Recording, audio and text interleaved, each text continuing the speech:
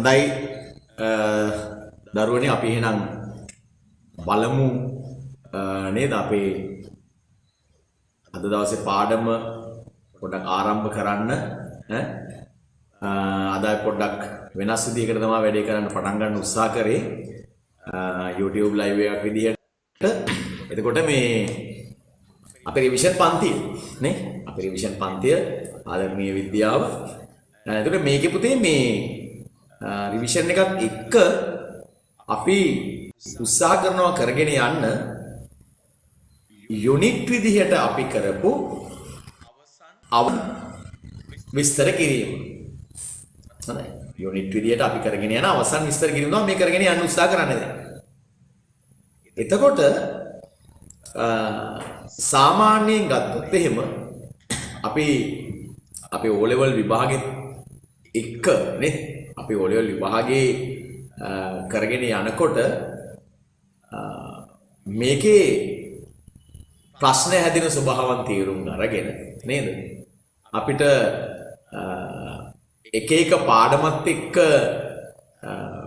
කොහොමද මේකට මුහුණ දෙන්නේ කියන එක අපි බලාගෙන හොයාගෙන නේද ඊට අමතරව තියරි මොනවද අපි කරගන්න ඕනේ කියන එක හොයාගෙන නේද ගොඩක් දේවල් කරන්න තිබ්බා මේකත් එක්ක. ඉතින් අපි ඔය ඔක්කොම ටික දැන් මොකද පළවෙනි කාරණාව තමයි දැන් O level විභාගේ ලියන්න යනකොට O level විභාගෙට ඕන තියරි ටික හදා ගන්න ඕනේ. නේද? තියරි ටික හදා ගන්න තුව වැඩේට එන්න බෑ අපිට. ඒ නිසා අපි මොකද කරේ? තියරි ටික හදා ගත්තා. නේද? තියරි ටික හදා ගන්න තමයි යුනිට් වයිස් අපි කරපු මේ පේපර් මාලාව කරගෙන ගියේ. නේද? ඒතර පේපර්ස් 12ක් එක්ක සම්පූර්ණ සිලබස් එකම අපි කවර් කරන්න. දැන් අද තමයි 12 වෙනි ප්‍රශ්න පත්‍රය. එතන මේකත් එක්ක මේ වැඩේ ඉවර වෙනවා. යුනිට් විදියට කරන් යන විග්‍රහ කිරීම.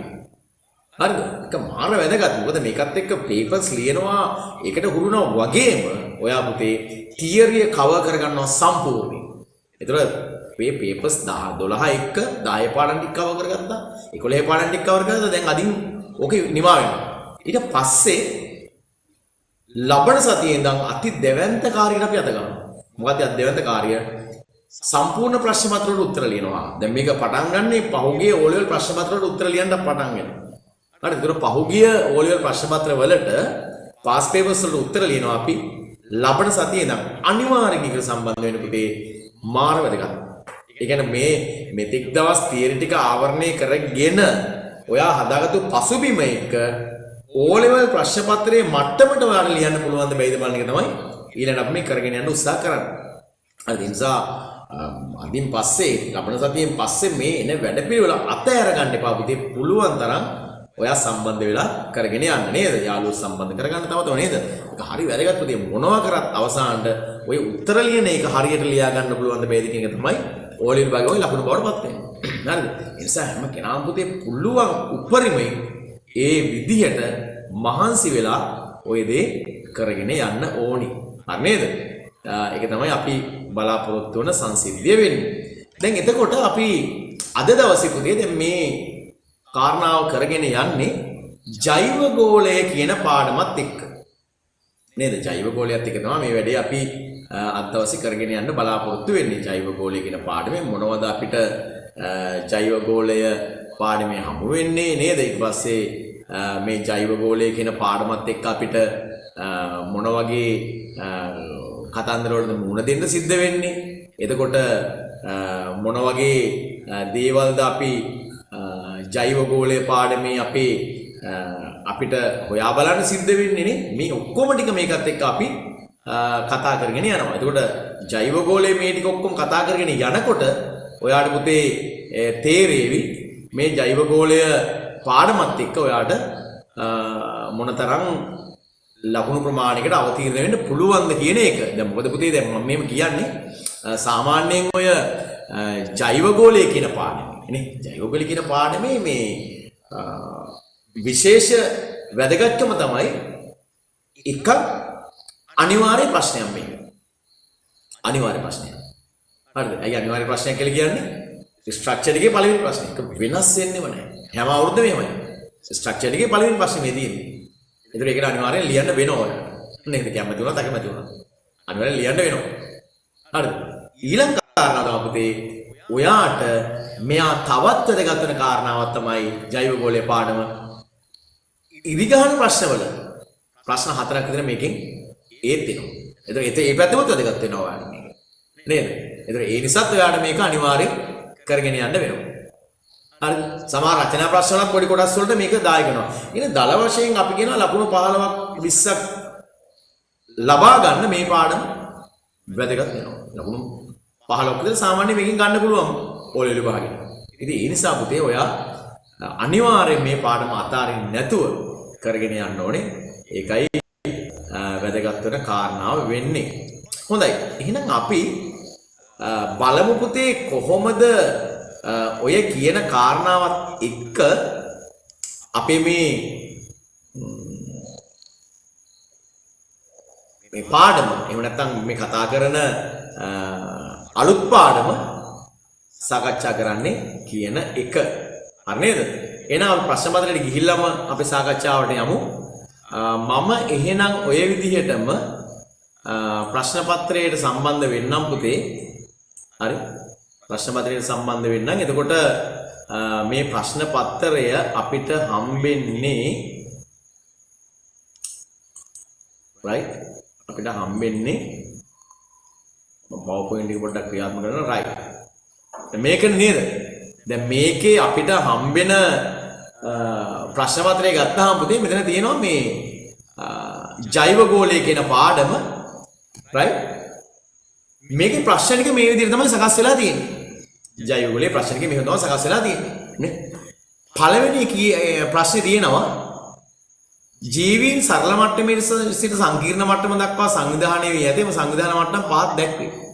දැන් මේකේ ඔයාට ඔය පාඩම ආරම්භ කරන්නෙම හරිද? මේ පළවෙනි පාඩම ආරම්භ කරන්නෙම පුතේ මේ සංවිධාන මට්ටම් ටික කතා කරලානේ ජෛව ගෝලේ නේද? ජෛව ගෝලේ සංවිධාන මට්ටම් ටික කතා කරගෙන තමයි මේ පාඩම ආරම්භ කරගෙන යන්නේ. හරිද? එහෙම ආරම්භ කරගෙන යනකොට ඔයාට පේනවා පුතේ ඔන්න මුලින්ම තියෙනවා කොටුවක P කියලා සලකුණක් දාලා දෙනවා. ඊට පස්සේ Q දාලා තියෙනවා. ගහණය කියලා තියෙනවා. නේද? ඊට පස්සේ තවත් මට්ටමක් තියෙනවා. ඊට පස්සේ ජෛව ගෝලය තියෙනවා. මේ තමයි පුතේ යම්කිසි ජෛව ගෝලයේ ගොඩනැගිලා තියෙන සංවිධාන මට්ටම් අනුපිළිවෙල. හරිද? මෙන්න සංවිධාන මට්ටම් අනුපිළිවෙල. සංවිධාන මට්ටම් අනුපිළිවෙල තමයි ජෛව ගෝලයේ ගොඩනැගිලා තියෙන්නේ. එතකොට මේ ජෛව ගෝලයේ ගොඩනැගෙන සංවිධාන මට්ටම් අනුපිළිවෙල ගත්තාම මුලින්ම හම්බෙන අනුපිළිවෙලට අපි කියනවා වචනයක් පුතේ මොකද්ද? මේකට කියනවා පුතේ ඒකයිකයා කියලා කියනවා. ඒකයිකයා කියලා කියනවා. හරිද? එතන ඒකයිකය කියලා කියන්නේ අපි කියනවා මේ යම්කිසි අවස්ථාවක අපිට හම්බෙන තනි ජීවියෙක් කියන එක තමයි මේ ඒකයිකය කියලා අපි කියන්නේ. තනි ජීවියෙක් කියන එකනේ. එතකොට ඒකයිකයා කියලා කියන්නේ පුතේ අපි තනි ජීවියෙක් කියන එක. right? එතකොට ඒකයිකයා කියන්නේ තනි ජීවියා. එතකොට මේ තනි ජීවියාගෙන් තමයි මේ පරිසර පද්ධතිය ආරම්භ වෙන්නේ. එතනම් පරිසර පද්ධතියක් කියන එක ගත්තාම පුතේ මේක අනිවාර්යයෙන්ම ආරම්භ විය යුත්තේ තනි ජීවියෙකින්. ආරම්භ විය යුත්තේ තනි ජීවියෙකින්. අන්න ඒ ජීවියට නමක් කියනවා පුතේ මොකද්ද? ඒකයිකයා කියනවා. ඒකයිකයා. හරිද? එහෙනම් ඔන්න මම වැඩේ ආරම්භ කරනවා මෙතන කවුද? මේ P කියන්නේ ඒකයිකයා කියන එක. P කියන්නේ ඒකයිකයා කියන එක. හරිද? එතකොට ඔය ඒකයිකයෙන් ආරම්භ වෙලා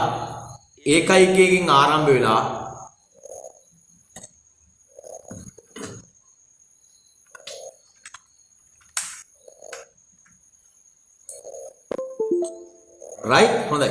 එතකොට පුතේ මෙතන ඔන්න මේ P තමයි ඒකයිකයා කියන්නේ. මෙයා තමයි ඒකයිකයා. හරිද? ඒකයිකයා.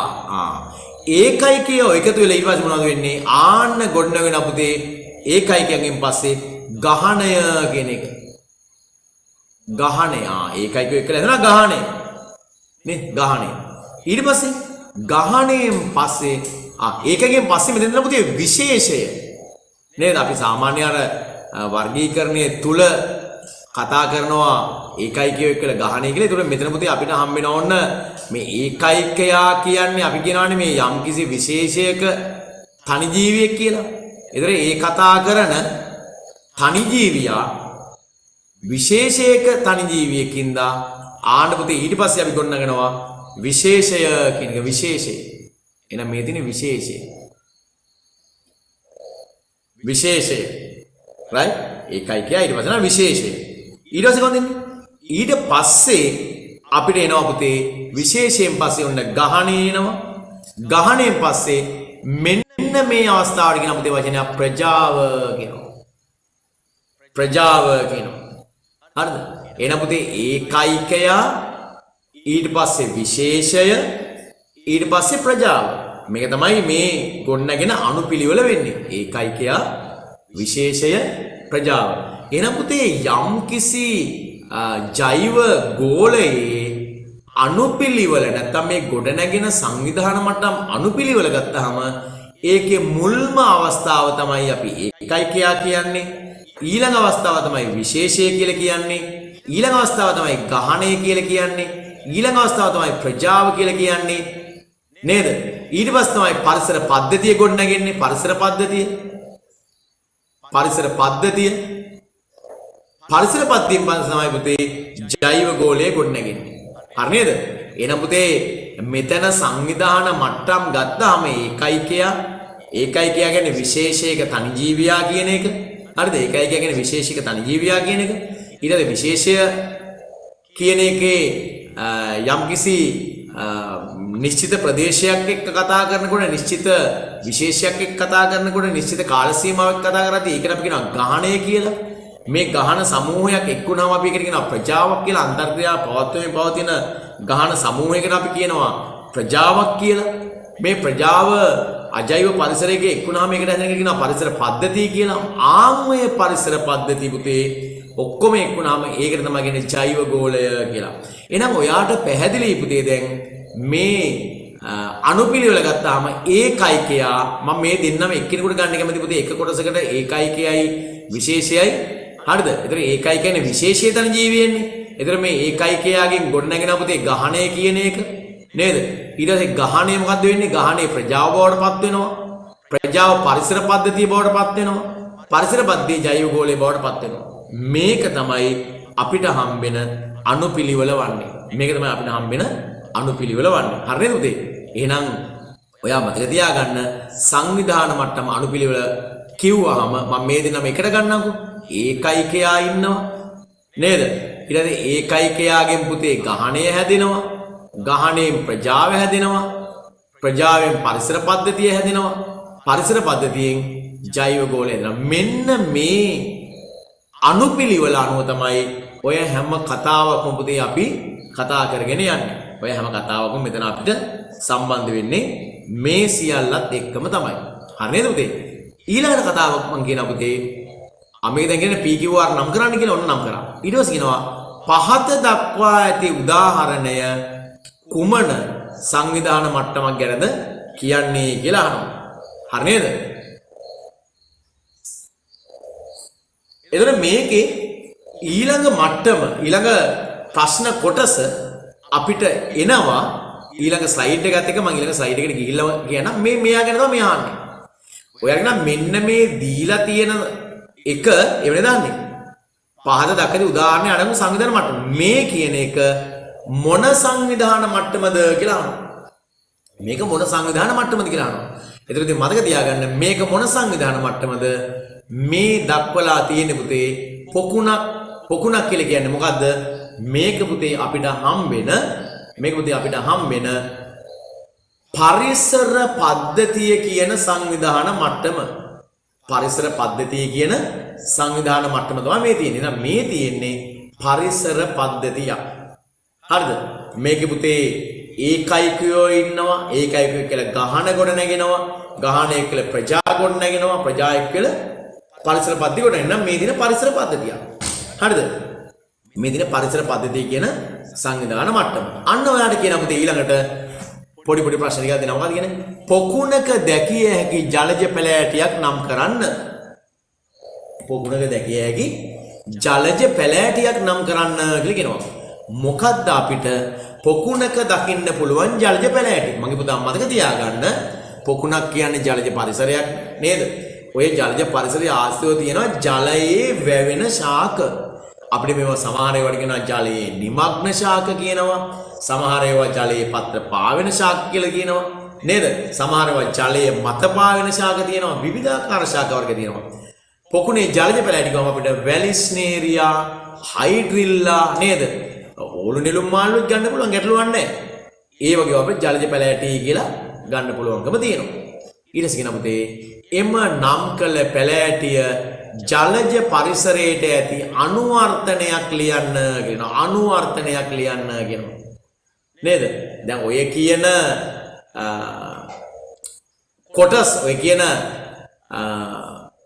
පරිසර මේ ශාකය ජල පැලෑටිය එම පරිසර ජලයේ ජීවත් වෙන අනුවර්තන මොනවද කියලා අහනවා.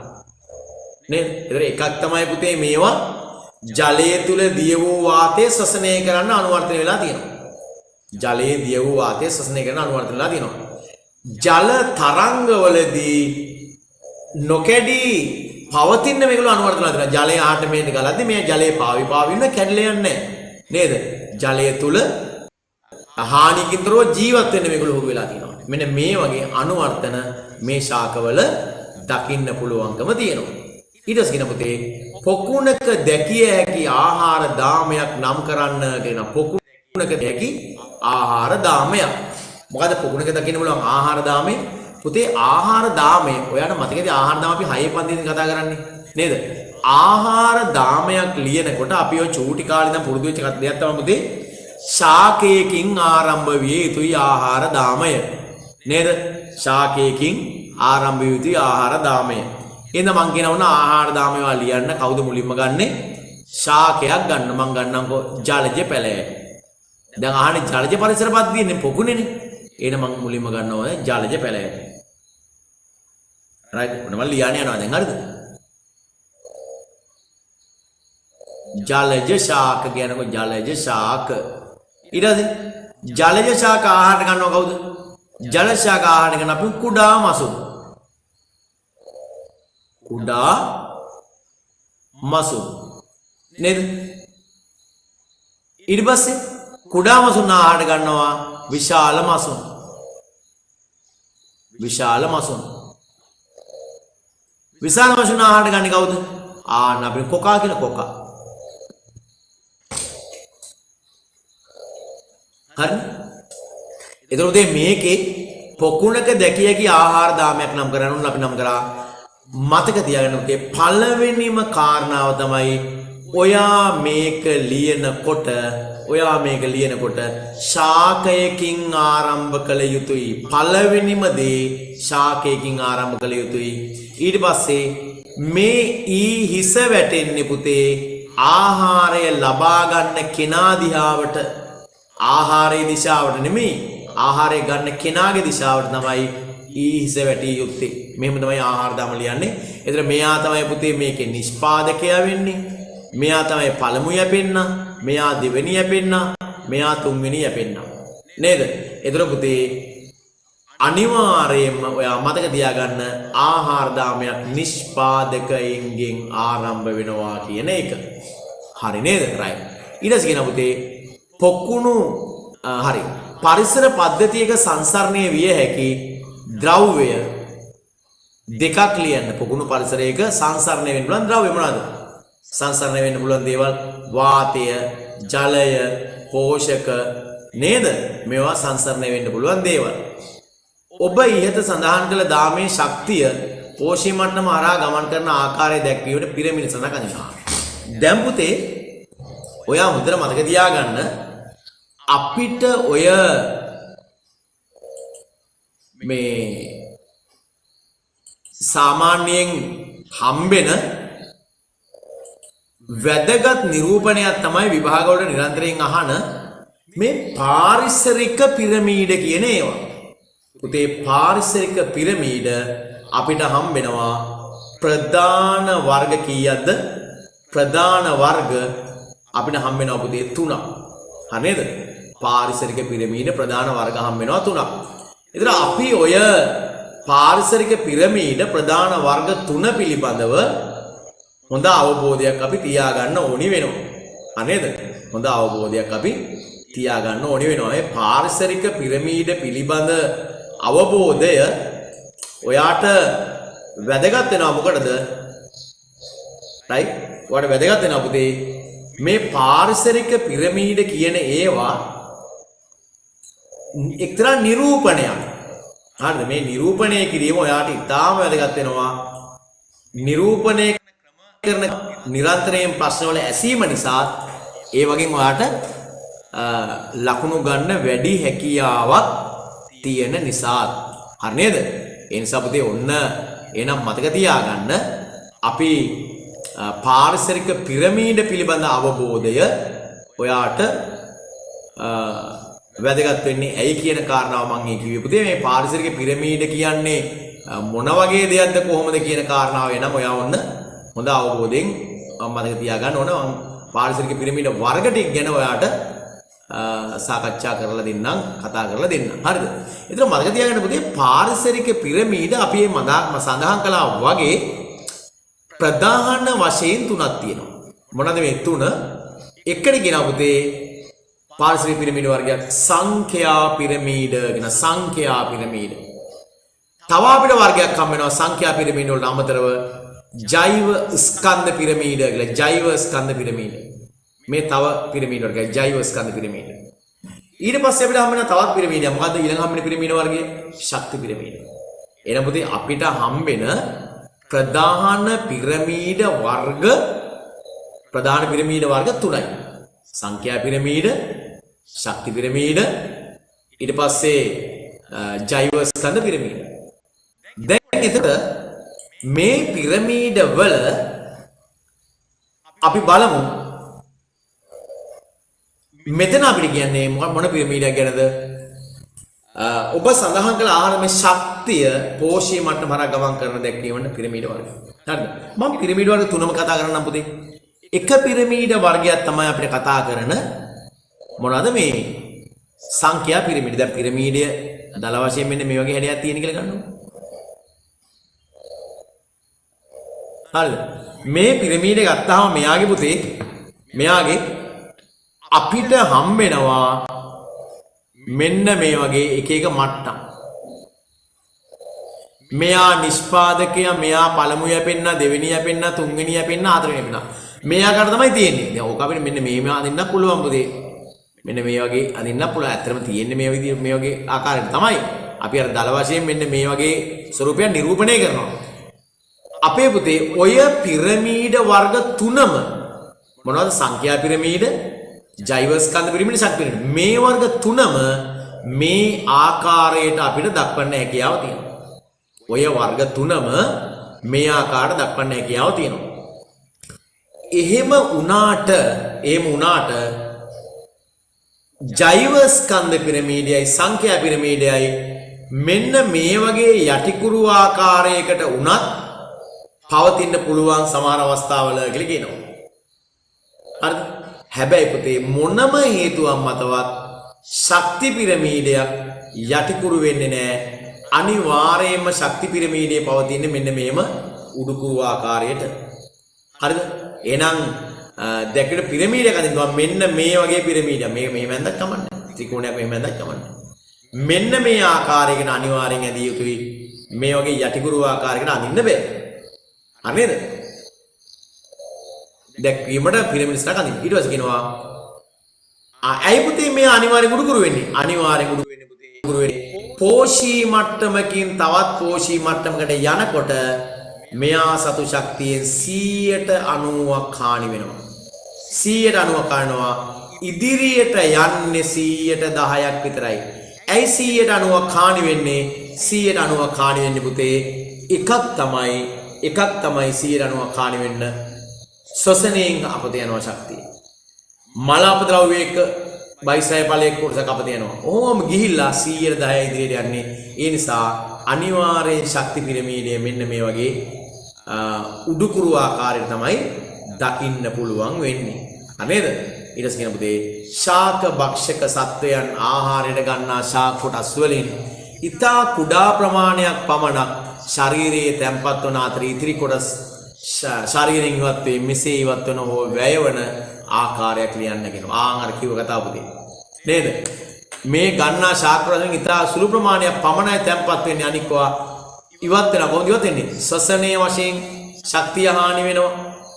මල හෝ බහිස්රාවී ද්‍රව්‍ය විදිහට අයින් වෙලා යනවා. නේද? ඊට පස්සේ ඉතුරු වෙන්නේ සුළු කොටසක් විතරයි. ඔන්න පුතේ ඒක සිද්ධ වෙන ආකාරය. ඊට පස්සේ කියනවා කාලයේ සමග ජීවි ගහණයක ජීවීන් සංඛ්‍යාව වෙනස් වන ආකාරය පහස් සඳහන් ප්‍රස්ථාරයෙන් නිරූපණය වේ. පුතේ මේකට කියන්නේ යම් කිසි ගහණයක වර්ධන වක්‍රය. මං කලින් වාට කිව්වා ගහණයක් කියලා කියන්නේ පුතේ ගහණයක් කියලා කියන්නේ යම් කිසි නිශ්චිත ප්‍රදේශයක යම් කිසි නිශ්චිත කාල සීමාවක් තුල වෙසෙන එකම විශේෂණයක් ජීවීන් සමූහයක්. දැන් උදාහරණයක් විදිහට අපි කියනවා 2008 වර්ෂයේ යාල අබේ භූමියේ අලි ගහණය. 2008 වර්ෂයේ කාලය කිව්වා යාල අබේ භූමිය ස්ථානය කිව්වා අලි විශේෂය කිව්වා. ඔන්න ඔය විදිහට අපිට මොකද්ද මේ වර්ගය කියන එක අපිට ප්‍රකාශ කරන්න පුළුවන් වෙනවා. හරිද? එතකොට ඔන්න ඔය විදිහට තමයි අපි මේකේ විස්තර කරන්නේ මොකද්ද? අපි ඔය කතා කරන ගහණය. යම් පරිසරයක ගහණයක් වර්ධනය වෙන්නේ පුතේ මෙන්න මේ දීලා තියෙන ආකාරයට. මෙන්න මේ දීලා තියෙන ආකාරයට. වඩ පේනවා පුතේ මේකේ ගහණය මෙන්න මෙහෙම වර්ධනය වෙච්ච යම් කිසි සුවිශේෂී රටාවක් තියෙනවා. සුවිශේෂී රටාවක් තියෙනවා. ඒ සුවිශේෂී රටාව තමයි පුතේ අපි කතා කරන්නේ මොකක් කියලාද? මේ සුවිශේෂී රටාවට තමයි අපි කියන්නේ ගහන වර්ධන වක්‍රය. මේක සිග්මාකාරයි කියලා අපි කියනවා. සිග්මාකාරයි කියලා අපි කියනවා. ඇයි මේ සිග්මාකාරයි කියලා කියන්නේ? මෙයාගේ බලන්න දිගට ඉස්සකුරක් වගේ මේකේ පේන්නේ. මේ සිග්මාකාර ස්වභාවයෙන් තමයි අපිට මෙයා දකින්න පුළුවන්. එතකොට මේකේ අවදි හතරක් තියෙනවා. මෙන්න පුතේ පළවෙනි අවදිය, මෙන්න පුතේ දෙවෙනි අවදිය, මෙන්න තුන්වෙනි අවදිය, මෙන්න හතරවෙනි අවදිය. පළවෙනි අවදිය බලන්න ඊටාම සෙමෙන් වර්ධනය සිදුලා තියෙයි. ඊටාම සෙමෙන්. දෙවෙනි අවදිය බලන්න මේ වර්ධනය වේගවත් වෙලා තියෙනවා. ඊළඟ අවදියේදී වර්ධන වේගය අඩු වෙලා තියෙනවා. ඊළඟට ස්ථායී වෙලා තියෙනවා. පළවෙනි අවදියේදී හිමින් වර්ධනය වෙනවා. ඊළඟේ වේගෙන් වර්ධනය වෙනවා. ඊට පස්සේ වර්ධන වේගය අඩු වෙලා තියෙනවා. ඊට පස්සේ ස්ථායී වෙලා තියෙනවා. පුතේ ඇයි මේ හිමින් වර්ධනය වෙන්නේ? මේ හිමින් වර්ධනය වෙන්න හේතුව තමයි පුතේ හිමින් වර්ධනයට හේතුව තමයි මේ වෙලාවේ මේ අවස්ථාව ගත්තොත් පුතේ මේකේ යම් කිසි ජීවියෙක් ගත්තහම යා පුතේ පරිසරයට හුරු වෙලා නැහැ, ලිංගික වශයෙන් පරිණත වෙලා නැහැ නේද? ආහාර සුලභයෙන් දන්නේ නැහැ මෙයා තාම. ඒ නිසා හිමින් වර්ධනය වෙන්නේ. ඒක තාම පරිසර අනුවර්තනය වෙලා නැහැ මෙයා. මේ අවස්ථාවම පරිසරයට හොඳින් අනුවර්තනය වෙලා තියෙන්නේ. ප්‍රජනක වශයෙන් මෝරලා ඉන්නේ මේගොල්ලෝ පරිණතයි දැන්. නේද? ආහාර වාසස්ථාන මේ හොඳට දන්නවා. ආරක්ෂා වෙන්න අනුවර්තන තියෙනවා. ඒ නිසා වේගෙන් වර්ධනය වෙනවා. හැබැයි මෙතෙන්ට යද්දි පුතේ තරංගය වැඩි වෙන්න ගන්නවා. ඇයි? ජීවීන් ගහණය අධික වැඩිලා දැන් මේගොල්ලන්ගේ අවස්ථා සීමිත වෙලා දැන් මේගොල්ලෝ තරංග කරනවා. රෝග එක ප්‍රශ්න නිසා ආනපතේ මේක මොන වෙනවද? වර්ධන වේගය අඩු වෙන්න ගන්නවා. ඊට පස්සේ මෙහෙම ෆයිට් කරලා අන්තිමට මොකද වෙන්නේ? මේ පරිසරයට දරා ගන්න පුළුවන් මට්ටමටපත් වෙනවා. ආන්න එකට කියනවා ඉසිලීමේ ධාරිතාව කියන. එතන මෙන්න මේ මට්ටමට කියනවා ඉසිලීමේ ධාරිතාව. ඉසිලීමේ ධාරිතාව. පුතේ ඉසිලීමේ ධාරිතාව කියන්නේ මෙන්න මේවට මේක තමයි යම් කිසි පරිසරයකට දරා ගන්න පුළුවන් මට්ටම කියලා අපි කියන්නේ. ඉසිලීමේ ධාරිතාව. හරිද? right. ඊට පස්සේ කියනවා පුතේ තුන්වෙනි අවධියේ තුනේ වර්ධන වේගය අඩු වීමට හේතුව දැන් අපි කිව්වා. මොකද? තරංගය අධික වීම, ආහාර සුලභ නොවීම, රෝග පැතිරීම නේද?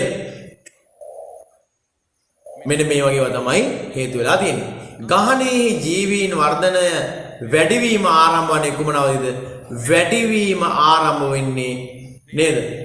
ගහනේ ජීවීන් වර්ධනය වෙනවා. වර්ධනය වැඩිවීම ආරම්භ වෙන්නේ පුතේ දෙවෙනි අවධියේදී. පාසඳහන් වචනවල නිර්වචන ලියන ගහණය අපි නිර්වචනය කරන කොහොමද?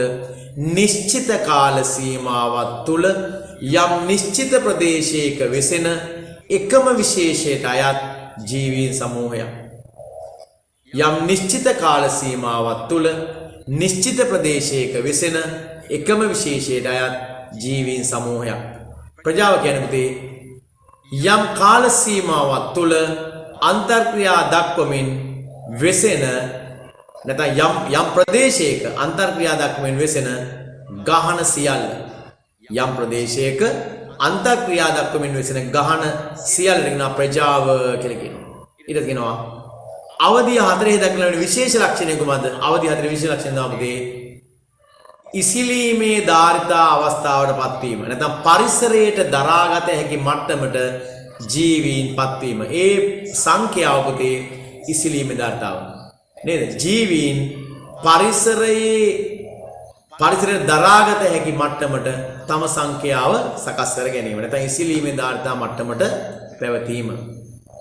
මානව ගහන වර්ධන වක්‍රය දක්වන. පුතේ මේ හරි වැදගත් කාරණාවක් තමයි ඔය මිනිස්සු මොකද කරන්නේ එන්න ශීඝ්‍රයෙන් වර්ධනය කරනවා.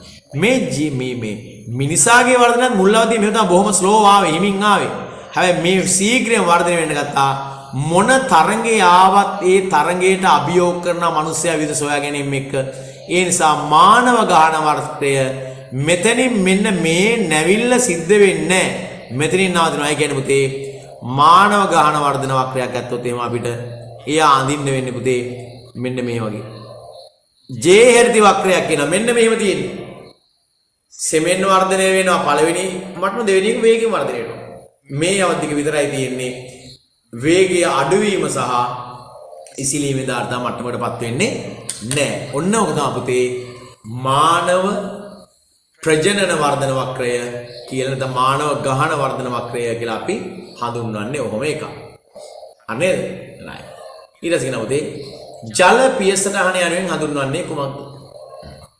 දැන් මේ පාඩමේ අපි යම් තැනක් කතා කරනවා පුතේ මේ පරිසරය දූෂණය වෙනවා විවිධ ක්‍රියාවලින් නිසා.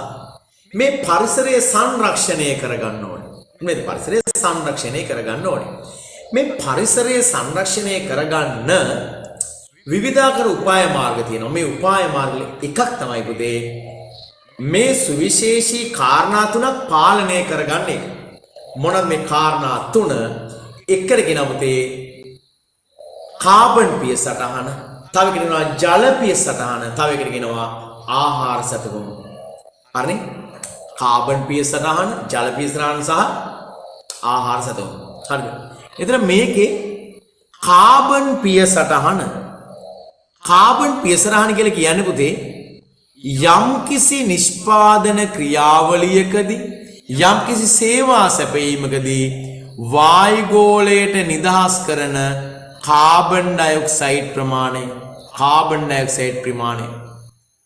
ජල පිය සටහන කියන්නේ පුතේ යම්කිසි නිෂ්පාදනයකදී යම්කිසි සේවා සැපයීමකදී එහෙම යම්කිසි ක්‍රියාවලියකදී පරිසරයෙන් ලබා ගන්න ජල ප්‍රමාණය. ආහාර සතුම කියලා කිව්වේ පුතේ ආහාරයක් නිපදවන්නට අවශ්‍ය අමුද්‍රව්‍ය නිෂ්පාදනය කරන තැන ඉඳන් ආහාර වේල පිළියෙල කරන ස්ථානයට පවතින දුර. මෙන්න මේ කාරණා තුන මොනව කරන්න ඕනද? මේ කාරණා තුනම අඩු කරන්න ඕන. මේ තුනම අඩු කරොත් තමයි පරිසරය සංරක්ෂණය කරගන්න හැකියාවක් තියෙන්නේ. ඉතින් අපෙන් අහනවා ඒ හින්දා ජල පියසරණ යනුවෙන් හඳුන්වන්නේ කුමක්ද? අපි කිව්වා යම් නිෂ්පාදන කාර්යයකදී ක්‍රියා සැපයීමකදී හෝ යම් ක්‍රියාවලියකදී ලබා ගන්නා ජලය ප්‍රමාණය ජල පියසරණ අවම කරගත හැකි ක්‍රියාමාර්ග දෙකක්. ජල පියසරණ අඩු කරගන්න පුළුවන් කොහොමද කියලා අහනවා. මොකද කරන්න පුළුවන්ද? එකක් තමයි ජලය අඩුවෙන් භාවිතා කර නිෂ්පාදන සිදු කිරීම. ජලය අනවශ්‍ය ලෙස බැහැරලීම වැළැක්වීම. නේද? අපජලය පිරිපාදු කර නැවත භාවිතයට ගැනීම. නේද? නැත්නම් භාවිත කළ ජලයේ වෙනත් කාර්යස්නා යොදා ගැනීම, ජලයේ අපතේ යන අවස්ථා අවම කිරීම මේ වගේ දේවල් අපිට කරන්න පුළුවන්කම තියෙනවා. ඊට පස්සේ පුතේ තව කාරණාවක් කියන මොකද්ද? ඔය පරිසරයත් එක්ක බැඳි හරි වැදගත් කාරණාවක් එක කතා කරන්නේ අපි. මේකේ කියන පුතේ අපිට ඔය අපි කතා කරන පරිසර දූෂණයේ ඝන අපද්‍රව්‍ය කළමනාකරණය කරන්න අපි කරන වැදගත් ක්‍රියාවලියක් තියෙනවා පුතේ. 4R method එක කියලා අපි කියන 4R. R අකුරු හතරකින් තමයි මේක අපි දක්වන්නේ 4R කියන ක්‍රමවේදය. මේ 4R කියන ක්‍රමවේදයේ පුතේ R අකුරු හතරකින් පටන් ගන්න වචන හතරක්. එකක් තමයි reuse, අනික reduce, අනික replace, අනික recycle. මෙන්න පුතේ හතර. reuse, reduce, recycle, recycle නේ. reuse, reduce, replace. replace වෙන මොකද්ද ලියවිලා තියෙන්නේ නේ? ඒක මට කියවන්න. replace,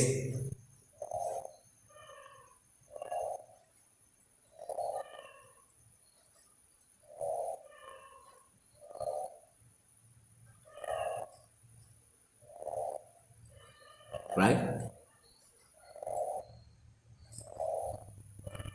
Right? Replace. දැන් හරි. reuse, reduce, replace, recycle. reuse හොඳට පුතේ මතක තියාගන්න. කසල කළමනාකරණයේදී බහුලව භාවිත කරන මෙතඩ් එක පුතේ මේක 4R නෙවෙයි. reuse කියලා කියන්නේ නැවත භාවිතය. හරි.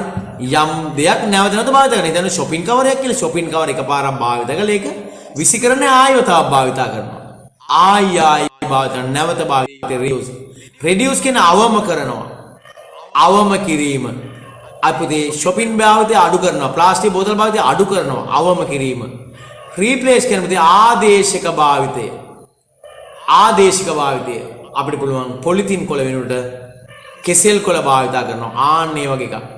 recycle කියලා කියන්නේ පුතේ අපි කියනවා ප්‍රතිචක්‍රීකරණය. right? ප්‍රතිචක්‍රීකරණය. ඒ කියන්නේ යම් කිසි අපද්‍රව්‍යයක් නැවත අමුද්‍රව්‍යයක් ලෙස භාවිත කරනවා කියන එක තමයි ප්‍රතිචක්‍රීකරණය කියන්නේ. මෙන්න මේක තමයි පුතේ ඔය කසල කළමනාකරණයට ගන්න 4R ක්‍රමවේදය කියලා අපි කියන්නේ. හරිද? reuse යන පරිසර නාමකරණ ක්‍රමයේ reuse යන හඳුන්වන්නේ කොහොමද? reuse කියන්නේ පුතේ නැවත භාවිතය. එදිනදා ජීවිතයේ reuse නැවත භාවිතය කළ හැකි දේවල් දෙකක් නම් කරන්න කියනවා. අපිට ගන්න පුළුවන් ඔය පුතේ එකක් තමයි පොලිතින් කවර, ප්ලාස්ටික් බෝතල් නේද? ඊට පුතේ ඔය පෙට්ටි වගේ දේවල්, කඩදාසි නේද? නැවත පාවිච්චි කරන්න පුළුවන් බෑග්ස් වර්ග නේද? මේවා නැවත භාවිත කරන්න හැකියාවක් තියෙනවා. ඊට පස්සේ අපි ඊළඟ ප්‍රශ්නෙට ඊළඟ කියනවා අම්ල වැසි සඳහා බලපාන වායු දෙකක් ලියන්න කියනවා. ඔන්න දැන් පුතේ මතක තියාගන්න එහෙනම් අපි ඔය කතා කරන පරිසර දූෂණයේ පරිසර දූෂකනික නිසා ඇති වෙන ඍජු බලපෑම් කියලා જાතියක් තියෙනවා. ඍජු බලපෑම කියන්නේ පරිසරය දූෂණය වුණාම මේ දේ තමයි පරිසරයේ සිද්ධ වෙන්නේ. මේ දූෂණය ඍජු බලපෑම මොනවද? අම්ල වැසි ඇති වෙනවා. ගෝලීය උෂ්ණත්වය ඉහළ යනවා. ඕසෝන ස්තරයට හානි වෙනවා. ප්‍රභාරසානික ධූමිකාව ඇති වෙනවා. ජෛව එක්රැස්වීම සිද්ධ වෙනවා. සුපෝෂණය සිද්ධ වෙනවා. විකිරණ මට්ටම ඉහළ යනවා. මේවට කියන්නේ ඍජු බලපෑම් කියලා. මේ ඍජු බලපෑම් වලින් මෙතන අහනවා පුතේ මොකද්ද? අම්ල වැසි සඳහා බලපාන වායු දෙකක්. මොකද්ද මේ අම්ල වැසි කියන්නේ? අම්ල වැසි කියන්නේ මෙන්න මෙහෙම කාරණාවක්. පුතේ අම්ල වැසි කියලා කියන්නේ අපි කියනවා ඔය වායුගෝලයේ තියෙනවා sulphur dioxide, sulphur trioxide, nitrogen dioxide වගේ වායු. හරි මේ වගේ වායු තියෙනවා. ඔය සල්ෆර් ඩයොක්සයිඩ්, සල්ෆර් ට්‍රයොක්සයිඩ් ජලයේ දිය වුණාම හදනවා H2SO4 සල්ෆියුරික් අම්ලය. මෙයා ජලයේ දියවුනාම හදනවා HNO3 නයිට්‍රික් අම්ලය. මෙන්න මේවා ජලයේ දිය වෙලා වැස්ස විදිහට වැටෙන එකට වැස්සට වැටෙන එකට අපි කියනවා පුතේ ලස්සන වචනයක් මොකද කියන්නේ? අපි මේකට කියනවා මොකද්ද? අම්ල වැසි කියලා කියනවා. අම්ල වැසි. එහෙනම් අම්ල වැසි වලට බලපාන වායු තමයි sulphur dioxide, nitrogen dioxide, sulphur trioxide වගේ වායු. හරි. ඉතින් මේවා වැටුණාම මොකද වෙන්නේ? මේවා වැටුණාම එකක් තමයි ඔය ලෝහමය සහ පාෂාණමය ඉදිකිරීම විනාශ වෙනවා. ශාකවල අස්වැන්න අඩු වෙනවා. ජලයේ ආම්ලිකතාව වැඩි වෙලා ජල ජීවීන් විනාශ වෙනවා. පසේ ආම්ලිකතාව වෙලා පාංශ ජීවීන් විනාශ වෙන්න ගන්නවා. පසේ පෝෂක හානි වෙන්න ගන්නවා. නේද? පස ආම්ලික වෙනවා. බැරලෝහ දිය වෙලා ජලයට එක් වෙන්න ගන්නවා. මේ වගේ හානිකර දේවල් ගොඩක් සිදුනවා. අපේ හැමෝටම වෙනවා හරි විවිධ රෝග තත්ත්ව ඇති වෙන්න ගන්නවා. මෙන්න මේ වගේ හානි තමයි අම්ල වැස්ස ඇති වෙන්න ගන්න. ඊට පස්සේ කියනවා පෞද්ගලික ප්‍රවාහන වල පොදු ප්‍රවාහන ලැබෙන වාසි දෙකක් ලියන්න. මේ පාඩමේ සමහර කොටස් පුතේ මහ ලොකුවට විද්‍යාව පාඩම් කරලා ඉනවා නෙමෙයි. මේවා එදිනෙදා භාවිතේ මේ අහන්නේ. නේද? සංසිද්ධි වල අහිතකර බලපෑම් දෙකක් ලියන්න කියලා කියනවා. අයිතිකලින් පෞද්ගලික ප්‍රවාහනය පොදු ප්‍රවාහනය ලැබෙන වාසි දෙකක්. පෞද්ගලික ප්‍රවාහන වඩා පොදු ප්‍රවාහනය මොකද? ඉන්ධන දහනය අඩුයි, වාහන තදබදය අඩුයි, නේද? වාතයෙන් නිදහස් වන අපවායු ප්‍රමාණය අඩු වෙන්න ගන්නවා. රයිට්? ඔය වගේව තමයි මේකේ තියෙන වාසි වෙන්නේ. පහත් දක්වයි සංසිද්ධි අහිතකර බලපෑම් දෙකක් ලියන්න. ගෝලීය උණුසුම අහිතකර බලපෑම් මොකද්ද? ද්‍රවාසන්න අයිස්කම් දිය වෙන්න ගන්නවා. භෝගාස්වැන්න අඩු වෙන්න ගන්නවා. කාලගුණ විපර්යාස ඇති වෙන්න ගන්නවා. රයිට්? ඕසෝන ස්තරය හායනය මොකද අහිතකර? පාරජම්බුල කිරණ පෘථිවියට පැමිණෙනවා. චර්ම පිළික ඇති වෙන්න පුළුවන්කම තියෙනවා. ඇසේ සුද ඇති වෙන්න ගන්නවා. මේවා තමයි පුතේ හායනේ මේ ඕසෝන ස්තරය හායනේ බලපෑම. අම්ල වැසි මොනද අම්ල වැසි? අම් බලපෑම අපි ඉස්සෙල්ලා කතා කරා. පාෂාණමය හා ලෝහමය ඉදිකිරීම විනාශ වෙන්න පුළුවන්. පසේ ජලයේ ආර්ද්‍රතාව වැඩි වෙන්න පුළුවන්. භෝගාස්වැන්න අඩු වෙන්න පුළුවන්. මේවා තමයි බලපෑම් වෙන්නේ. ඊට පස්සේ කියන පුතේ මානව ක්‍රියාකාරකම් නිසා පාරිසරික සමතුලිත බවට එරෙහිව ඇතිවන ප්‍රතිඵලයක් ලෙස ඕසෝන ස්තරය හායනය දැක්විය හැක. ඕසෝන ස්තරය හායනයෙන් මිනිසා රුජුවම ඇතිවිය හැකි අහිතකර බලපෑම් වෙන. ඕසෝන ස්තරය හානි වුණාම නේද? මානව ක්‍රියාකාරකම් නිසා පරිසරයේ සමතුලිත බවට එරෙහිව ඇතිවන ප්‍රතිඵල ලෙස ඕසෝන ස්තරය හායනය දැක්විය හැකි. ඕසෝන ස්තරය හායනයෙන් මිනිසා රුජුවම ඇතිවන අහිතකර බලපෑම් තමයි ඇසෙහි සුද ඇතිවීම. හරි නේද? ඊට පස්සේ ඔන්න අපි යනවා පුතේ හතරවෙනි ප්‍රශ්නයට. හරි. දැන් පුතේ මේ ඔය හොඳට මතක තියාගන්න. සාමාන්‍යයෙන් දැන් මේ පාඩම් වලින් ප්‍රශ්න හැදෙනකොට නිරන්තරයෙන්ම වගේ ඔයාගෙන් අහන දේවල් තමයි පුතේ මේ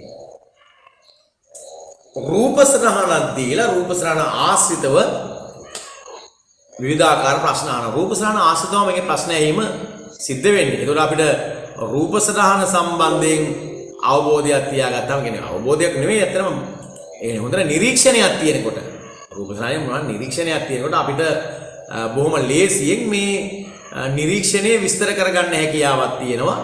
මෙන්න මේකේ මේ වගේ දෙයක් අහන්නේ මෙන්න මේ වගේ කාරණා ටිකක් තියෙන්නේ කියලා අපිට මේකට අදාළ පිළිතුරු ලබා දීමේ හැකියාව තියෙනවා. නේද? ඒ නිසා පුතේ මේ මතක තියාගන්න අපිට සාමාන්‍යයෙන් ගත්තාම පුතේ බොහොම ලේසියෙන් උත්තර ලියන්න පුළුවන් මේ වගේ රූපයක් දිහා වගේ බලලා. ඒක හරි වැදගත්. හරි ලේසි. හරි ලේසි. නේද? ඉතින් මේමයි. ඔයා මතක තියාගන්න දරුවනේ. දැන් අර හැමදාමත් කියනවා වගේ විද්‍යාවේ අපිට හම්බෙන පරිසර නිපුණතාවය මේ ලේසියෙන් හිතලා උත්තර දෙන්න පුළුවන් කොටසක් තමයි මේවට දීලා තියෙන්නේ. හැබැයි මොන කොටස දුන්නත් පුතේ ඔයාගේ අවබෝධය අවශ්‍යතාව ආසාව කැපවීම නැත්තම් අපිට ඒක ඒ විදිහට කරගන්න හැකියාවක් ලැබෙන්නේ නැහැ.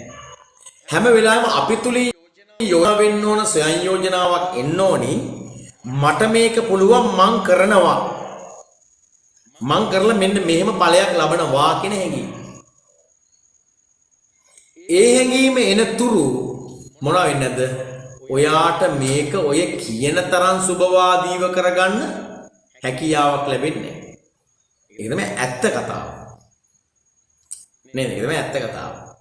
හැබැයි ඔයාට නෑ මම මේක කරනවා මට පුළුවන් කියන දන්න ඔයාගේ මනස හැදුනොත් ඔයා ඊට පස්සේ මේ වැඩේ ගන්න කරා යනවා.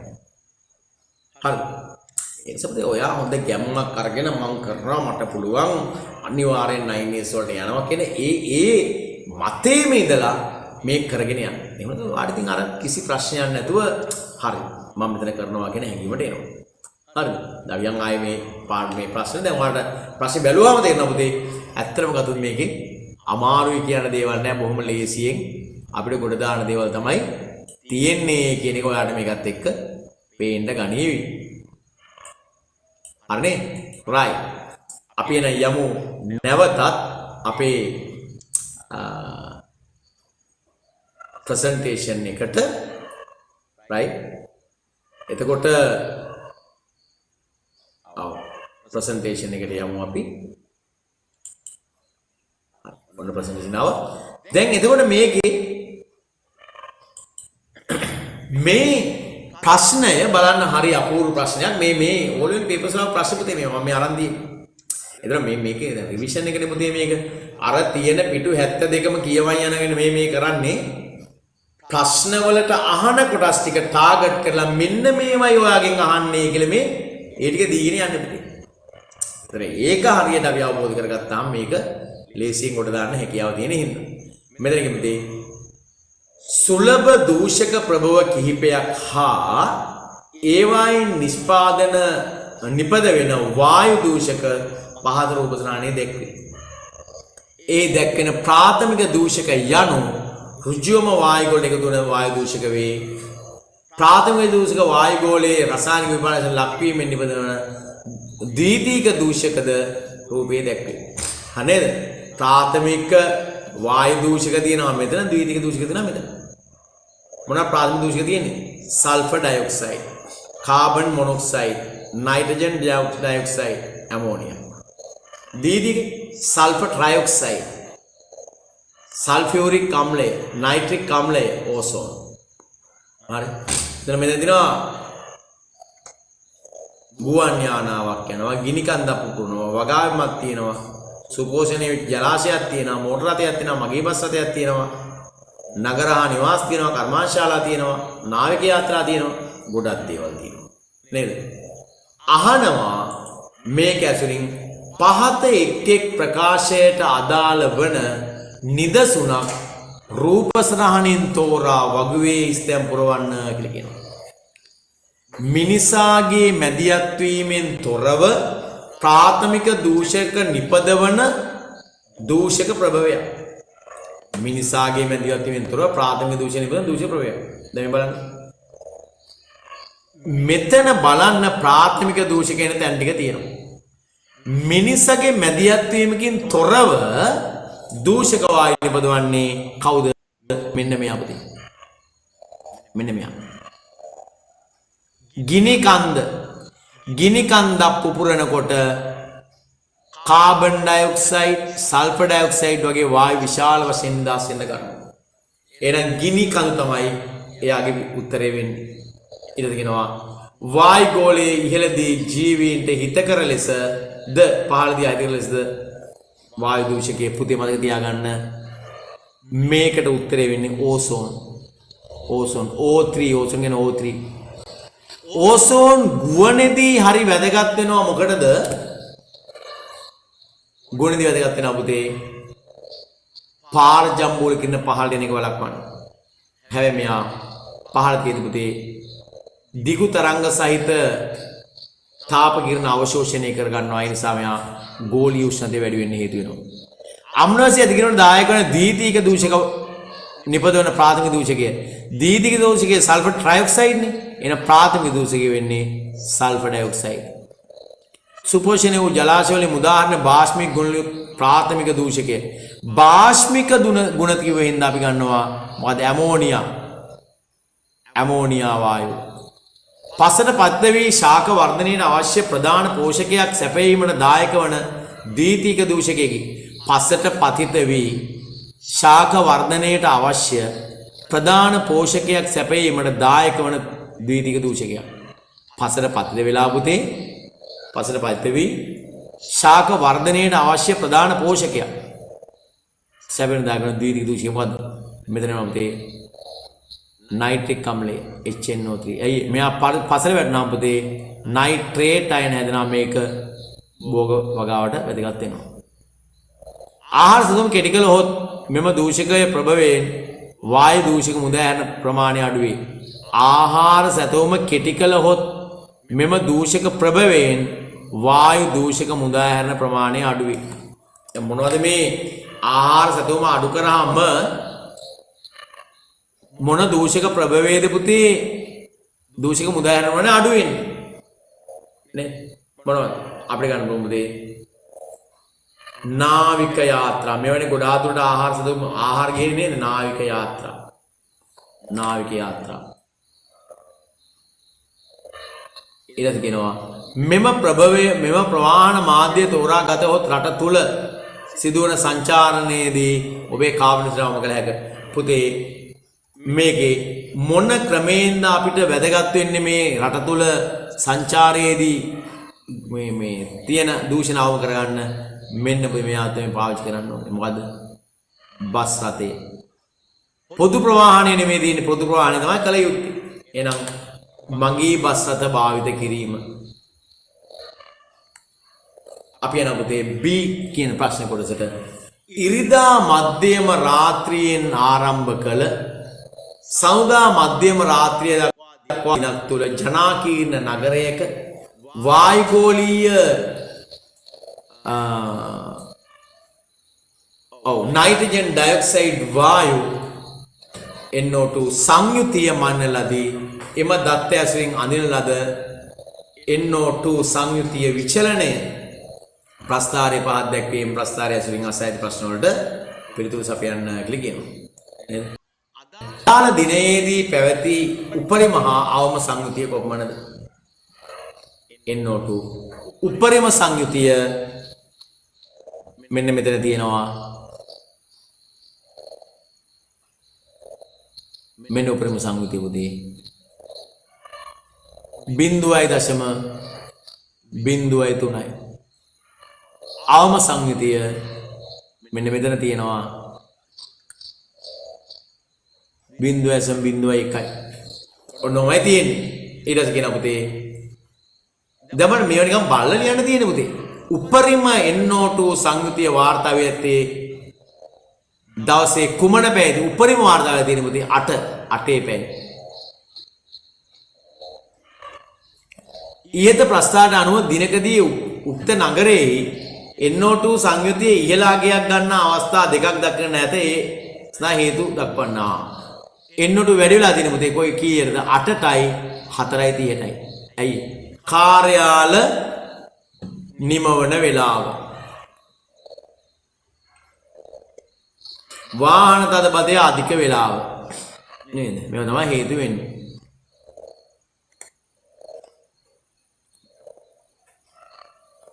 එතකොට ඒ වගේ වෙලාවට මොකද වෙන්නේ රථ වාහන අධික වීම නිසා මෙවැනි වායුන් පරිසරයෙන් නිදහස් වන ප්‍රමාණය වැඩි වීම උක්ත නගරයේ උදේවරුවේ සිදුවන NO2 සංයුතිය ඉහළ යාම සවස් වරුවේ සිදුවන ඉහළ යාමට වඩා වැඩි වී ඇත. ඒට හේතුව මොකද? පාසල් ළමුන් ගමන් කිරීම නේද? පාසල් ප්‍රවාහන රථ ගොඩක් තියෙනවානේ. පාසල් ප්‍රවාහන රථ භාවිත වීම. අදාළ දිනයේ උක්ත නගරයේ NO2 සංයුතිය විචලනයට අනුරූපව විචලනයක් දක්වනු ඇතැයි අපේක්ෂා කළ හැකි වෙනස් ප්‍රාථමික වායු දූෂකයන් නම් කරගෙන කියනවාද? අදාළ දිනයේ උක්ත නගරයේ NO2 සංයුතියේ විචලනයට අනුරූප විචලනයක් දක්වනු ඇතැයි අපේක්ෂා කළ හැකි වෙනස් ප්‍රාථමික දූෂකයක්. දැන් ප්‍රශ්න දැනෙන්නේ නේද උදේ? අදාළ දිනේ උක්ත නගරයේ NO2 සංයුතියේ විචලනයට අනුරූපව NO2 වෙනස් වෙන අනුරූපව විචලනයක් දක්වනද අපේක්ෂා කළ හැකි වෙනස් ප්‍රාථමික වායු දූෂකයක් මොනවාද? Carbon dioxide. ඊට කියන පුතේ පහකින් ප්‍රශ්නේ පාසල් විද්‍යාගාරයට අවශ්‍ය වායුමය ඉන්ධනය ලබා ගැනීමේ ජීව වායු ජනකයෙනි ඉන් නිපදවන ජීව වායුවේ අඩංගු වායු වර්ග 4ක සංයුතිය සෑම දින 3කට වරක් නිර්මාණය කරන ලදී. එම තොරතුරු ප්‍රස්ථාරයේ දැක්වේ. අදාළ කාල පරිච්ඡේදය තුලදී නිෂ්පාදනය ක්‍රමයෙන් වැඩි වී ඇත්තේ කුමන වායුවේද? මීතේන් වායුව. මීතේන්. මට බැලුවාම පේනවා පුතේ කවුද මෙතන වැඩි වෙලා තියෙන්නේ කියන එක.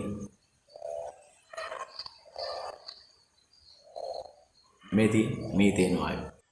12 වන දිනයේදී සංයුතිය අනුව වායු මිශ්‍රණයේ හයිඩ්‍රජන් සල්ෆයිඩ් කොපමණ පැවතියේද? 12 වන දිනයේ හයිඩ්‍රජන් සල්ෆයිඩ් කියන්නේ මෙන්න මේක මෙන්න මෙතන 20යි නේද? 20යි. ඊට පස්සේ කියනවා පුතේ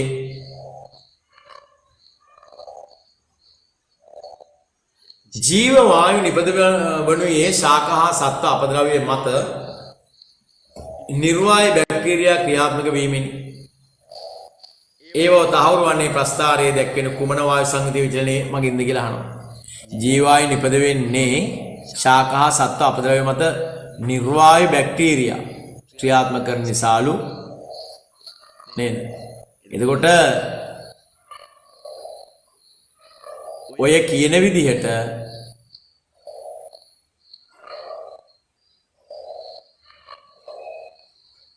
මොන වායුව දිහා බලලා කියන්න පුළුවන් නේ අනවතේ නිර්වාය බැක්ටීරියා එනවා කියන එක.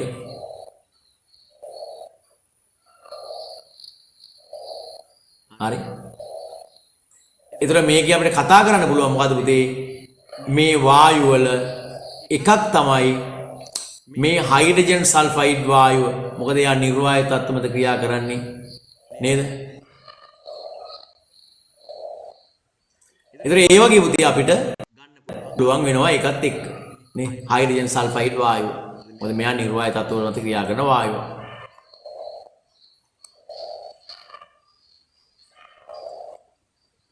ප්‍රස්ථාරයේ දැක්වෙන වායු වර්ග අතරින් ඉන්ධනයක් ලෙස භාවිත කරන්නේ කුමන වායුවද? ඉන්ධනයේ CH4 වායුව පුතේ. මීතේන්. ජීව වායු ජනකයේ පවත්වාගෙන යාම මෙලා යන අයින් කරලා දාන්න ඒක වැරදිලා අපිව.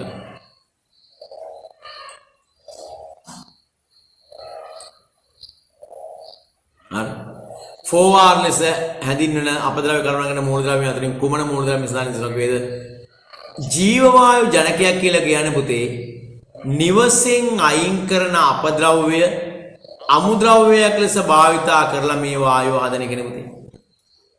එහෙනම් මේක 4R ලයිද වෙන්නේ පුතේ රීසයිකල් අපද්‍රව්‍ය අමුද්‍රව්‍ය බවටපත් වීම රීසයිකල් කියන මෙතෙන්ට නැවතත් කියනවා ප්‍රතිචක්‍රීකරණයට. උක්ත විද්‍යාගාර ගොඩනැගිල්ලේ කැපීපෙනෙන ලක්ෂණයක් වන්නේ ජනේල වැඩි සංඛ්‍යාවක් සවිකර තිබීමයි. එය පහත A සහ B තත්ත්ව පවත්වා ගැනීමට දායක වන ආකාර දෙකක් බැගින් ලියන්න. විද්‍යාගාරය පරිහරණය කරන අයට හිතකර පරිසරයක් ඇති කිරීම නේද? ඒතර පුතේ ජනේල් ගොඩක් දැම්මාම කොහොමද මේ හිතකර පරිසරය ඇති වෙන්නේ කියලා අහනවා නේද? හොඳින් වාතාශ්‍රය ලැබෙනවා, හොඳින් ආලෝකය ලැබෙනවා නේද? ඒක තමයි මේකේ වාසිය. විදුලි පරිභෝජනය අවම කිරීම නේද? එතකොට විදුලි පරිභෝජනය අවම කරන්න කොහොමද වැදගත් වෙන්නේ කියලා? ස්වභාවික වාතාශ්‍රය හොඳින් ලැබීම, ස්වභාවික ආලෝකය හොඳින් ලැබීම මේවා තමයි පුතේ වාසිය වෙන්නේ.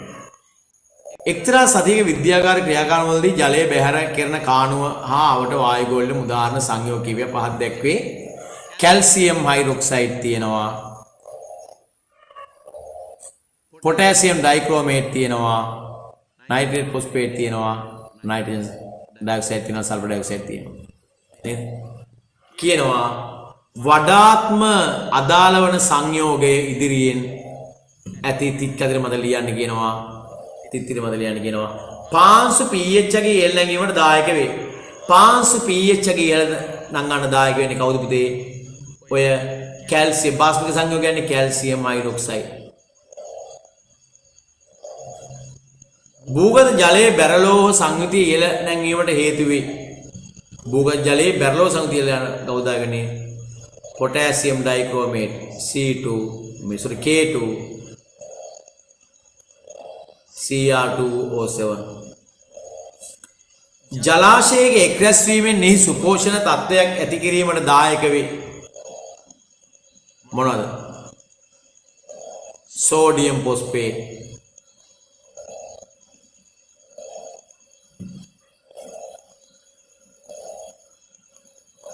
ඊළඟට ප්‍රකාශ රසායනික ධූමිකාව මෙන්ම අම්ල වැසි ඇතිවීමට දායක වේ ඕවට බලපාන පුතේ එකක් තමයි අම්ල වැසි වලට බලපාන ප්‍රබර්ධන ධූමිකාවට බලපාන NO2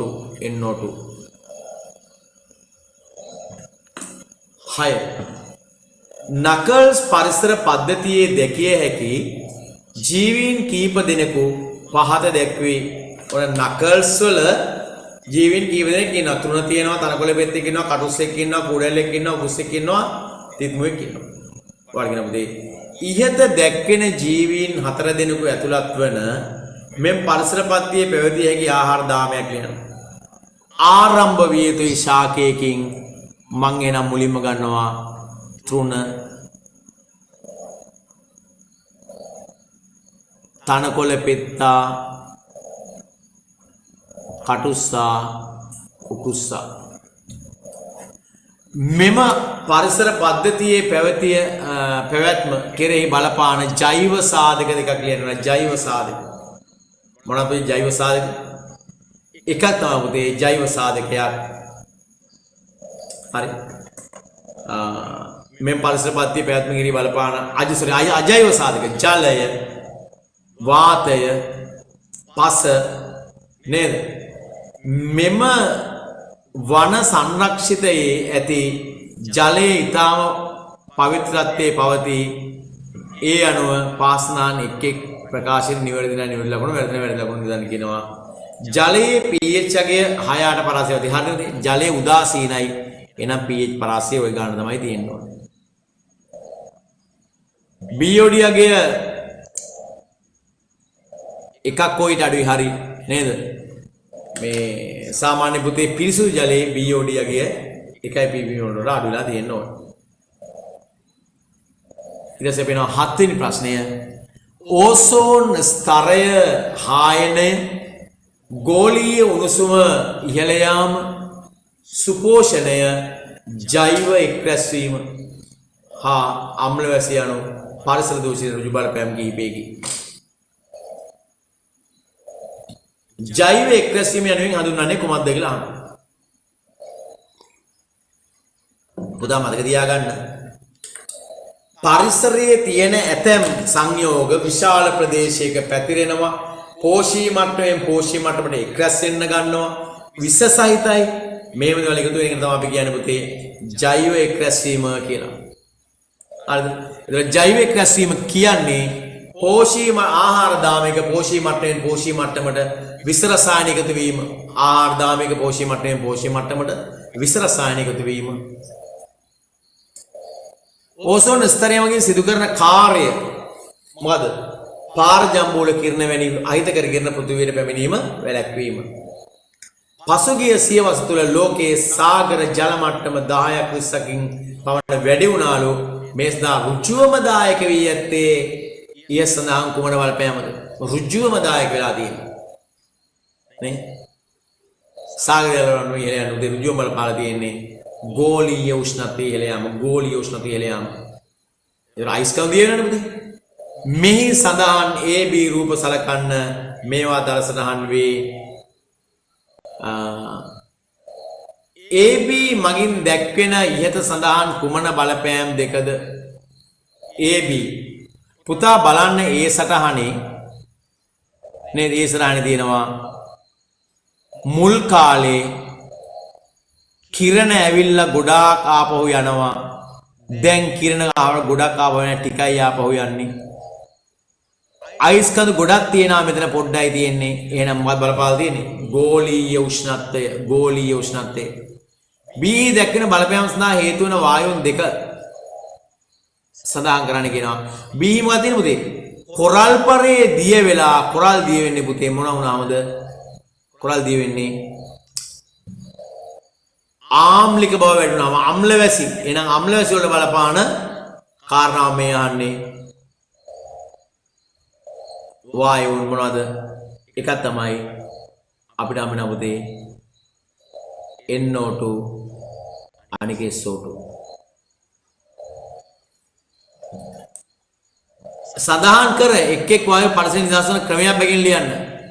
NO2 වෙනවා පුතේ අභ්‍යන්තර දහන එන්ජින් මගින් අකුණු ගැසීමෙන්. මෙයා එනවා පුතේ ඔය පෙට්‍රල් නිෂ්පාදනයේදී එනවා රබර් වල්කනයිස් කිරීම වගේ ඒවා සලකන්න පුළුවන්කම තියෙනවා. හරිද? ඔන්න ඔය විදිහට පුතේ විවිධාකාර බලපෑම් ඇති වෙන්නේ. ඊළඟ කියන පුතේ පරිසර දූෂණය සඳහා හේතු වන ඝනාප ද්‍රව්‍ය කීපයක් පහක් දී ඇත. ප්‍රතිදීපන පහක් තියෙනවා, පොලිතීන් තියෙනවා, රසායනික පෝර තියෙනවා, ශෝධනකාරක තියෙනවා, සත්ත්ව මලාප ද්‍රව්‍ය ගොඩක් දේවල් තියෙනවා. ඔයයන් අහනවා මෙම ද්‍රව්‍ය අතුරින් සුපෝෂණය සඳහා හේතු විය හැකි ද්‍රව්‍ය සඳහන් කරන්න. සුපෝෂණයට මොනවද බලපාන්නේ පුතේ? එකක් තමයි පුතේ රසායනික පොහොර අනික සත්ත්ව මල.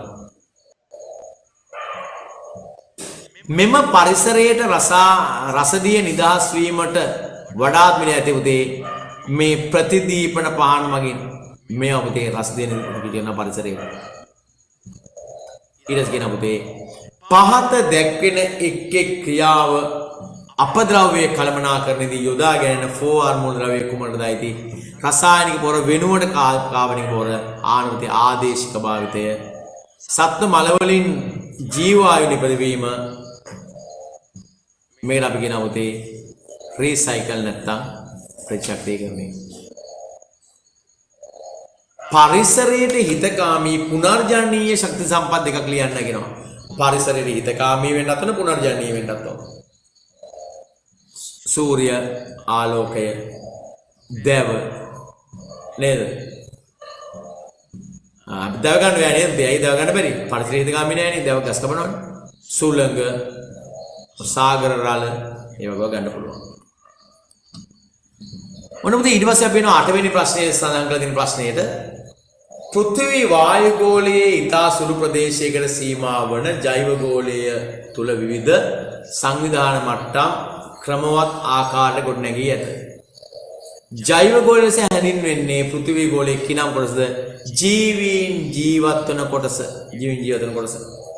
ජීවි ගහණය කරන පැති ගන්න නිශ්චිත කාල සීමාව තුළ යම් නිශ්චිත ප්‍රදේශයක වසන එකම විශේෂණයක් ජීවීන් සමූහයක්.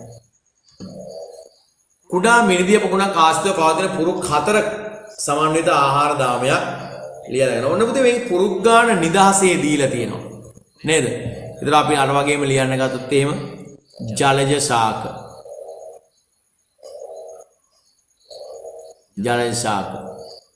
කුඩා මසුන්. විශාල මසුන්. නේද? කොකා. දැන් මේකේ තියෙන්න පුළුවන් නේ පුරුක් 4යි. පළවෙනි පුරුක, දෙවෙනි පුරුක, තුන්වෙනි පුරුක, හතරවෙනි පුරුක. right? ඊට කියනවා ජල රූහ ප්‍රජාවක වාසය කරන දීතීක මාංශභක්ෂකගේ ශරීරයේ එක් රැස් වන පලිබෝධනාශක ප්‍රමාණය ශාකයක ඇති ප්‍රමාණයෙන් කීප ගුණයකින් වැඩිය. මේට හේතු සිදුවන මොකද? ජෛව එක් රැස්වීම. පෝෂී මට්ටමෙන් පෝෂී මට්ටමට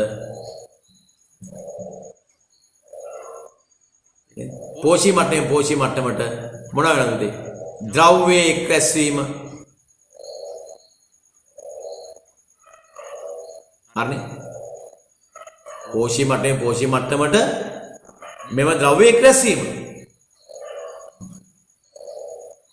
එතකොට පළවෙනි එකට අනික වැඩි වෙන්න හේතු වෙලා තියෙන අනේ කාරණාව. පරිසරයේ ශුද්‍ර ජීවීන් නැති බව පෙන්වීමට ඔබට කළ හැකි ක්‍රියාකාරම පියවර ඉස්සර ගන්න.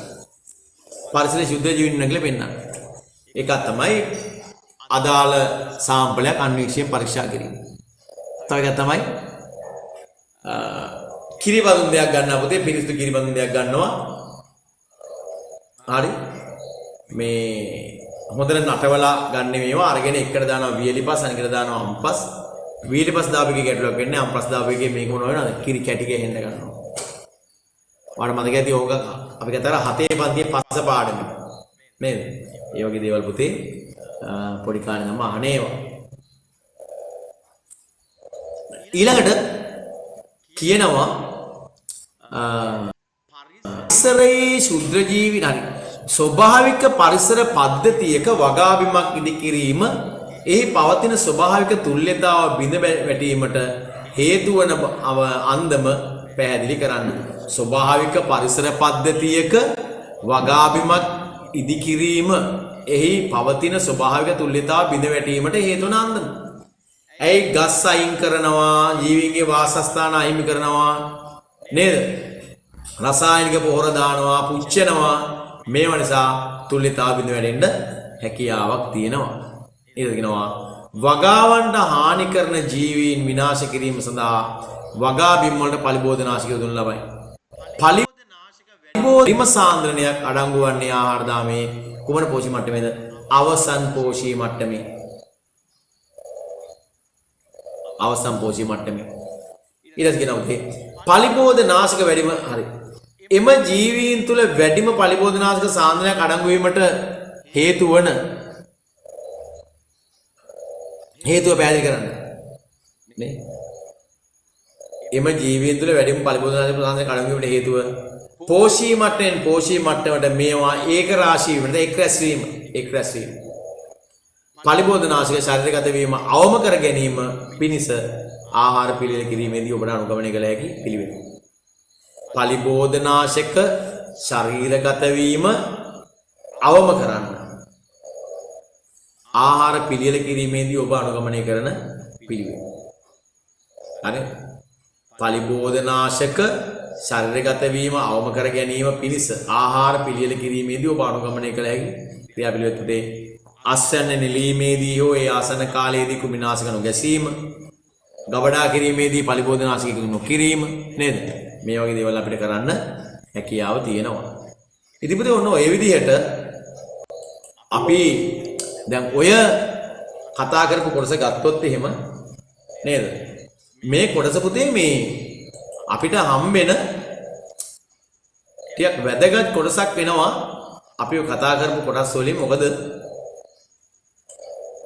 අපිට පුතේ මේ ප්‍රශ්න අහනකොට වැඩි ප්‍රශ්න ප්‍රමාණයක් ඔයා දකින්න නැති ඇවිල්ලා තියෙන මොනවද? වැඩි ප්‍රශ්න ප්‍රමාණයක් ඇවිල්ලා තියෙන පුතේ පරිසර දූෂණය පදනම් කරගෙන. නේද? එතකොට පරිසර දූෂණය කියන කොටස නම් මේකේ වැඩිපුර ප්‍රශ්න ඇහෙන්නේ එහෙනම්. දැන් ඔයාලට මම මේක මේ පේපර් එක සාකච්ඡා කරපු ප්‍රධාන දේ ඒක. හරිද? ඒ කියන්නේ වැඩිපුර ප්‍රශ්න එන්නේ මොන කොටස් වලින්ද කියන එක. දැන් එතකොට පුතේ මතක තියාගන්න මෙන්න මේ කාරණා ටික. මොකද්ද? පළවෙනි දේ තමයි සාමාන්‍යයෙන් මේ පාඩමේ හරය ගත්තොත් ඔයාලට හම්බෙන එකක් දෙයක් තමයි පුතේ මේ පාඩම තුල ජීවීන්ගේ සංවිධාන මට්ටම් අනුපිළිවෙල කතා කරනවා. ඒ කියන්නේ මේ ජෛව ගෝලීය සංවිධාන මට්ටම් අනුපිළිවෙල. නේද? ඊළඟ කාරණා තමයි පුතේ මේකත් එක්ක සාකච්ඡා කරනවා කතා කරනවා ඔයාගේ මොකද්ද? සාමාන්‍යයෙන් යම්කිසි ආහාර දාමයක් ගත්තාම මේකේ නිෂ්පාදකව කවුද යැපෙන්නව කවුද? මේක නිරූපණය කරන පිරමීඩ වර්ග ටික මොනවද? ඔය ටික කතා වෙනවා. ඊට පස්සේ ජෛව භූරසායනික චක්‍ර කියාවේ කොහොමද සිද්ධ වෙන්නේ කියන කාරණා කතා වෙනවා. නේද? ගාහණීය වර්ධනය ගැන කතා වෙනවා. මේ මූලිකව කතා කරන සංකල්පනික පරිසරය පිළිබඳව. ඊට පස්සේ පුතේ තව අවස්ථාවක් වෙනවා පුතේ ඔය තියෙන විවිධ පරිසර යට නිකුත් කරන දේවල් නිසා මිනිසාගේ නැති අතිමත් එක්ක පරිසරයේ දූෂණය වෙන්න ගන්නවා. දූෂණ කාරක එකතු වෙනවා. මේ දූෂණ කාරක එකතු වෙලා පරිසරය දූෂණය කරනවා. ඒකේ ඍජු බලපෑම් තියෙනවා, වක්‍ර බලපෑම් තියෙනවා. ඍජු බලපෑම් තමයි අපි අම්ල වැසි කියලා කිව්වේ. ගෝලීය උෂ්ණතය ඉහළ යනවා කියලා කිව්වේ. ඊට පස්සේ ප්‍රභාරසායනික දූමිකාව කියලා කිව්වේ. නේද? සුපෝෂණය කියලා මෙන්න මේවයි කාරණා. ඊට පස්සේ ඒ වයින් කොහොමද අපි ආරක්ෂා වෙන්නේ? බලශක්ති සංරක්ෂණය කරන්න ඕනේ. 4R method එක පාවිච්චි කරන්න ඕනේ. නේද? අනේ වගේ දේවල්. ඉතින් ඔන්න ඒ ටික හා බැලඳාවදී මේ පාඩම සම්පූර්ණයෙන්ම ගොඩනැගිලා තියෙන්නේ. හැබැයි මානම වැදගත් කාරණා දාපුතේ මේ පාඩමේදී වගේ අහනවා මොකද? අනිවාර්යයෙන්ම ස්ට්‍රක්චර් එකේ පළවෙනි ප්‍රශ්න. අනිවාර්යයෙන්. ඒ කාටවත් අතාරින්න අමතක කරන්න බෑ. අනිවාර්යෙන් අහන්නේ. ඒ නිසා මතක තියාගන්න පුතේ ඔයා අනිවාර්යයෙන්ම කරලා ලොකු වමනාවකින් මේ කොටස් බලන්න. මම මගේ පෞද්ගලික උපදෙස් දාමුදේ අඩුම ගානේ ඔය පාඩම තුන් පාරක් හරියට කියවන්න. තුන් පාරක් කියවන්න. තුන් පාරක් හරියට කියවුවත් මොකද වෙන්නේ? ඔක හොඳටම මතක හිටිනවා. අමාරු සංකල්පමුත් නැහැ නේ පුතේ මේකේ. අමාරු සංකල්පමුත් නැහැ. මේක හරි ලේසි දේවල් ටිකක් තියෙන්නේ. ඒ නිසා ඒක අපි උනන්දුවෙන් කරන එක තමයි වැදගත් වෙන්නේ. හරිද? ඊළඟට දැන් පුතේ දැන් අද එක පාඩමන්නේ මම ගත්තේ නේද? ඒකේ අත්‍යවශ්‍ය ටික සාකච්ඡා කරලා දැන් වෙනම වුණේ. ඔයා මතක තියාගන්න හරි වැදගත් කාරණාවක් තියෙනවා. මොකද්ද? සාමාන්‍යයෙන් අපිට ඊටාම වැදගත් වෙන දෙයක් තමයි ඔය තියරි ටික ඉගෙන ගන්නවා වගේම මේ තියරියේදී මොකද පුතේ විභාගයට ගියාම අපිට කොච්චර මතකද කියලාටත් වඩා බලන්නේ අපිට කොච්චර මතකද එළියට දාන්න පුළුවන්ද කියන එක. එළියට දානකොට ලියනවා කියන එක. අපි ප්‍රශ්න අහන්න කවුරුත් නැහැ නේද? ඔය ලියදී යාළුවෙක් හොරෙන් එවොත් නිසා. ඒ නිසා ලියන එක හුරු වෙන එක පුතේ හරි වැදගත්. ටයිමින් වලට ලියන්න ඕනේ. හරි ටයිමින් වලට වෙලාවට ලියන්න ඕනේ පුතේ. වැඩිලත් බෑ. ප්‍රශ්න හරියට කියවලා තේරුම් ගන්න ඕනේ. වෙලාවට ලියන්න ඕනේ. ප්‍රශ්න හරියට තේරුම් ගන්න ඕනේ. ඊට පස්සේ මොනව කරන්න ඕනේ? ඊට පස්සේ පුතේ ඒ ඔක්කොම කරලා අන්තිමේට හරි උත්තරේ ලියන්න ඕන පුළුවන් තරම් කෙටි. අනවශ්‍ය හැල් ලියන්නේ සයන්ස් වල. ඔන්න ඔය කාරණා ටික හරියටම හදන්න. දැන් මේ අද දක්වා අපි කතා කරේ තියරි ටිකනේ පුතේ. තියරි ටික කතා කරේ. හරියටම හදාගන්න අපි පේපර්ස් වල උත්තර ලියන වැඩේ දැන් කරගෙන යනවා. දැන් ඊළඟ සතියේට ඔයාට හම්බෙනවා අපිට හම්බෙන අපොස සාමාන්‍ය පෙළ ප්‍රශ්න පත්‍රයක්. අපොස සාමාන්‍ය පෙළ ප්‍රශ්න පත්‍රයක් හම්බෙනවා. ලබන සතිය අපි ලියන්නේ 2016 අනුපිළිවෙලට නෙවෙයි පුතේ ලියන්නේ. මම ඒ කියන එක ඔයා ලියන්න. ලබන සතිය අපි 2016 ප්‍රශ්න පත්‍රයට තමයි උත්තර ලියන්න මේ සූදානම් වෙන්නේ. 2016 O level ප්‍රශ්න පත්‍රයට උත්තර ලියලා